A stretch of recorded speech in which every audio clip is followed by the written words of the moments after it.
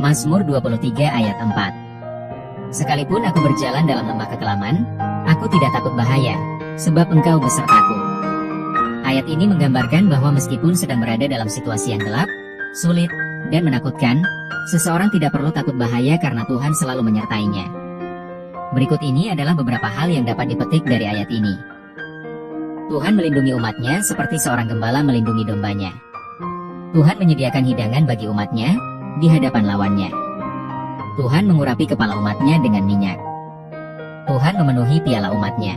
Kebajikan dan kemurahan belaka akan mengikuti umatnya seumur hidup mereka. Umatnya akan diam dalam rumah Tuhan sepanjang masa. Daud percaya bahwa Tuhan akan melindunginya, seperti seorang gembala melindungi dombanya dari serangan binatang apapun. Terima kasih, mari kita sebarkan firman Tuhan. Jangan lupa subscribe, like, komen, dan share. Tuhan Yesus memberkati.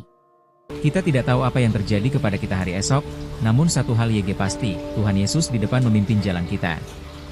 Mazmur 37 ayat 23 menyatakan, Tuhan menetapkan langkah-langkah orang yang hidupnya berkenan kepadanya. Ini berarti Tuhan membimbing dan meneguhkan orang-orang yang hidup sesuai dengan kehendaknya. Berikut adalah penjelasan lebih rinci. Tuhan menetapkan langkah-langkah, Tuhan tidak hanya membiarkan orang-orang berjalan tanpa arah, tetapi Dia menetapkan langkah-langkah mereka. Orang yang hidupnya berkenan kepadanya, ayat ini menekankan pentingnya hidup sesuai dengan kehendak Tuhan. Tafsiran, menuntun, Tuhan membimbing dan menunjukkan jalan yang benar bagi orang-orang yang hidup sesuai dengan kehendaknya. Meneguhkan, Tuhan memberikan kekuatan dan dukungan bagi orang-orang yang hidup sesuai dengan kehendaknya. Percaya, ayat ini mendorong kita untuk percaya bahwa Tuhan akan menuntun setiap langkah hidup kita. Mazmur 37 ayat 23 dalam konteks Mazmur 37. Mazmur 37 secara keseluruhan berbicara tentang bagaimana orang benar harus bereaksi ketika orang fasik berhasil dan hidup dalam kejahatan. Ayat 23 ini memberikan keyakinan bahwa Tuhan akan menuntun langkah-langkah orang yang benar. Terima kasih, mari kita sebarkan firman Tuhan. Jangan lupa subscribe, like, komen, dan share. Tuhan Yesus memberkati. Hidup bukan tentang menunggu badai pasti berlalu, tetapi bagaimana hentikan badai pakai iman. Ini kata Alkitab. Matius 17 ayat 20 berbunyi, karena kamu kurang percaya. Sebab aku berkata kepadamu, sesungguhnya sekiranya kamu mempunyai iman sebesar biji sesawi saja kamu dapat berkata kepada gunung ini, pindah dari tempat ini ke sana, maka gunung ini akan pindah, dan takkan ada yang mustahil bagimu. Ayat ini menunjukkan bahwa dengan iman, kita dapat melakukan hal-hal yang tampaknya mustahil. Penerapan dalam kehidupan. Kita dapat menerapkan ayat ini dalam hidup dengan meneguhkan harapan dan kemungkinan atas tantangan kita. Daripada berkata, saya tidak akan pernah bisa mengatasi ini, bicaralah dengan iman. Dengan pertolongan Tuhan, saya bisa melewati ini. Kata-kata positif yang berakar pada iman dapat mengubah cara kita memandang situasi kita. Kita dapat beriman dan menuntut janji-janjinya bagi hidup kita. Terima kasih, mari kita sebarkan firman Tuhan. Jangan lupa subscribe, like, komen, dan share. Tuhan Yesus memberkati. 1 Korintus 15 ayat 33 mengingatkan kita untuk tidak tersesat, karena pergaulan yang buruk merusakkan kebiasaan yang baik. Ini adalah pepatah yang menekankan pentingnya memilih teman dan lingkungan yang positif. Berikut adalah penjelasan lebih rinci, ayat 1 Korintus 15 ayat 33. Janganlah kamu sesat, pergaulan yang buruk merusakkan kebiasaan yang baik. Makna, ayat ini mengingatkan kita untuk berhati-hati dalam memilih teman dan lingkungan, karena pergaulan yang buruk dapat merusak kebiasaan baik yang telah kita miliki. Pentingnya pergaulan. Pergaulan yang baik dapat membantu kita untuk tetap berada di jalan yang benar dan menjadi lebih baik, sedangkan pergaulan yang buruk dapat menarik kita ke arah yang negatif. Konteks, ayat ini muncul dalam konteks Paulus yang sedang membahas tentang kebangkitan orang mati. Paulus mengingatkan jemaat Korintus untuk tidak tersesat oleh ajaran-ajaran yang salah dan untuk tetap setia kepada kebenaran. Tafsiran, beberapa tafsiran menyatakan bahwa ayat ini mengacu pada pepatah Yunani kuno yang menyatakan hal yang sama. Pesan utama, pilih teman dan lingkungan yang baik, karena mereka dapat mempengaruhi kebiasaan dan hidup kita. Terima kasih, mari kita sebarkan firman Tuhan. Jangan lupa subscribe, like, komen, dan share. Tuhan Yesus memberkati. Yeremia 17 ayat 7 berbunyi, diberkatilah orang yang mengandalkan Tuhan, yang menaruh harapannya pada Tuhan. Elaborasi. Ayat Alkitab, Yeremia 17 ayat 7. Teks lengkap. Diberkatilah orang yang mengandalkan Tuhan, yang menaruh harapannya pada Tuhan. Makna, ayat ini menekankan pentingnya mengandalkan Tuhan dan menaruh harapan padanya, bukan pada manusia atau hal-hal lain. Konsekuensi, orang yang mengandalkan Tuhan akan diberkati. Teks terjemahan baru, TB diberkatilah orang yang mengandalkan Tuhan, yang menaruh harapannya pada Tuhan. Terima kasih. Jangan lupa subscribe, like, komen, dan share. Tuhan Yesus memberkati. Amin. Pengkhotbah 12 ayat 14 berbunyi, karena Allah akan membawa setiap perbuatan ke pengadilan yang berlaku atas segala sesuatu yang tersembunyi, entah itu baik, entah itu jahat. Ayat ini menyatakan bahwa Allah akan menghakimi segala perbuatan manusia, baik yang baik maupun yang jahat. Ayat ini juga merupakan bagian dari tema kitab Pengkhotbah, yaitu bahwa segala kegiatan manusia di dunia ini sia-sia dan tidak berarti. Kitab Pengkhotbah menekankan bahwa ciptaan itu sendiri tunduk kepada kesia-siaan dan kerusakan. Tujuan penulisnya adalah menghancurkan harapan palsu manusia kepada dunia sekular. Untuk menerima pengharapan, sukacita, dan damai sejahtera, manusia harus melihat lebih jauh dari hal-hal duniawi kepada hal-hal sorgawi. Ayat-ayat lain dalam Pengkhotbah 12, antara lain. Pengkhotbah 12 ayat 13, takutlah akan Allah dan berpeganglah pada perintah-perintahnya. Pengkhotbah 12 ayat 8, segala sesuatu adalah sia-sia. Pengkhotbah 12 ayat 11, kata-kata orang berhikmat seperti kusa. Terima kasih. Jangan lupa subscribe, like, komen, dan share. Tuhan Yesus memberkati. Amin. Matius 6 ayat 6. Tetapi jika engkau berdoa, masuklah ke dalam kamarmu, tutuplah pintu dan berdoalah kepada Bapamu yang ada di tempat tersembunyi. Maka Bapamu yang melihat yang tersembunyi akan membalasnya kepadamu.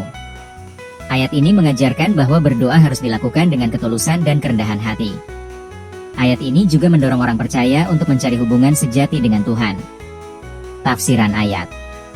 Ayat ini mengajarkan bahwa berdoa harus dilakukan dalam prinsip-prinsip yang benar.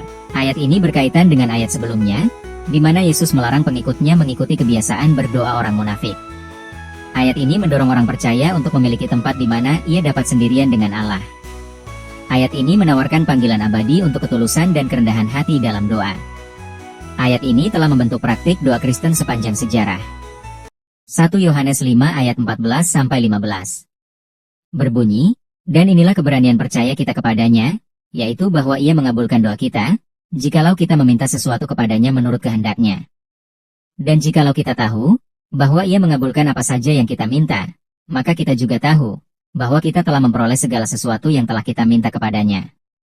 Ayat ini menunjukkan bahwa kita dapat berdoa dengan penuh keyakinan kepada Allah, karena ia akan mengabulkan doa kita jika sesuai dengan kehendaknya. Makna ayat ini, kita dapat percaya bahwa Allah akan mengabulkan doa kita jika kita meminta sesuatu kepadanya sesuai kehendaknya.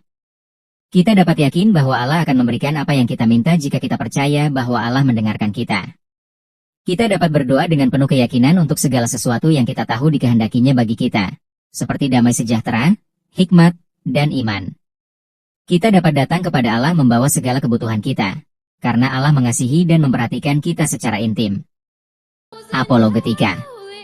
Ilmu yang mempelajari pembelaan iman Kristen, yang bertujuan untuk memberikan alasan rasional dan penjelasan yang meyakinkan terhadap kepercayaan Kristen, serta menjawab pertanyaan dan keraguan yang mungkin muncul. Berikut adalah penjelasan lebih rinci. Asal kata.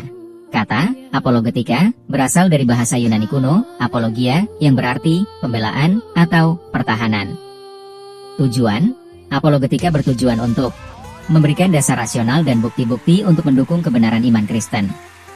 Menjawab pertanyaan dan keraguan tentang iman Kristen. Membantah argumen-argumen yang menentang iman Kristen. Menjelaskan dan memperjelas pesan Injil. Metode, apologetika menggunakan metode ilmiah dan rasional untuk mempresentasikan argumen-argumennya.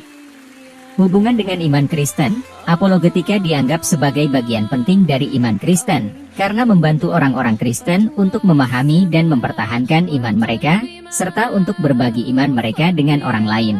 Contoh, Socrates, seorang filsuf Yunani kuno, dikenal karena membuat apologia, pidato pembelaan, dalam persidangan, yang merupakan contoh awal dari apologetika. Banyak orang bertanya-tanya kenapa negara Israel tidak bisa dikalahkan? Menurut Alkitab, bangsa Israel tidak akan pernah dimusnahkan karena rencana Tuhan tidak pernah gagal.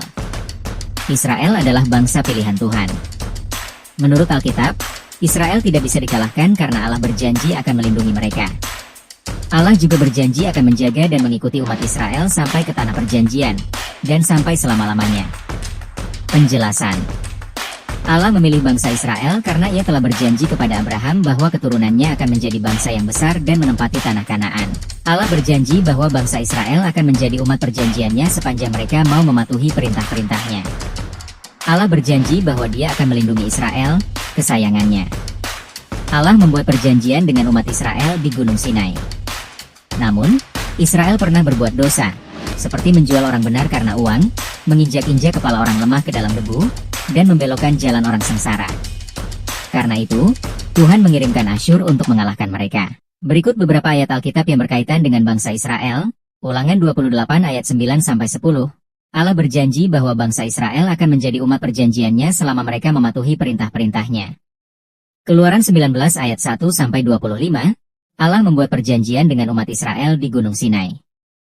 Allah berjanji akan selalu menjaga dan mengikuti umat pilihannya sampai ke tanah perjanjian, dan sampai selama-lamanya. Yehezkiel 21 ayat 3. Tuhan berfirman bahwa ia akan menjadi lawan Israel dan akan mencabut pedangnya dari sarungnya dan melenyapkan dari tengah-tengah Israel orang benar dan orang fasik. Yosua 11 ayat 20.